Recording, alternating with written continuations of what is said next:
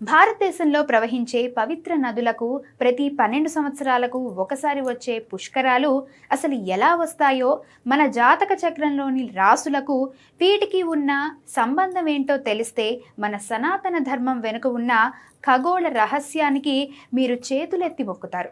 జ్యోతిష శాస్త్రం ప్రకారం ఆకాశంలో ఉండే 12 ద్వాదశ రాశులలో దేవగురువు బృహస్పతి ప్రవేశించే గ్రహ సంచార క్రమ ఆధారంగానే ఈ పుష్కరాలు నిర్ణయించబడతాయి. గురు భగవానుడు ఏ రాశిలోకి అడుగు పెడితే ఆ రాశికి సంబంధించిన నదికి పుష్కరం వస్తుంది.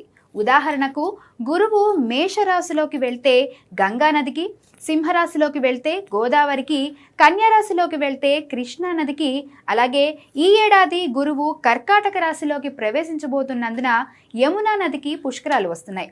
పురాణాల ప్రకారం పుష్కరుడు అనే మహర్షి శివుని వరం వల్ల నదులను పునీతం చేసే శక్తిని పొంది బ్రహ్మదేవుని ఆజ్ఞతో దేవగురువు బృహస్పతి వెంట నడుస్తూ ఏడాదికి ఒక నది చప్పున 12 నదులను పవిత్రం చేస్తారు.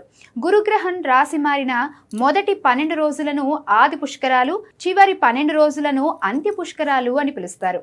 ఈ సమయంలో నదీ స్నానం చేస్తే కోట్ల జన్మల పాపాలు హరించుకుపోతాయని శాస్త్రాలు చెప్తున్నాయి.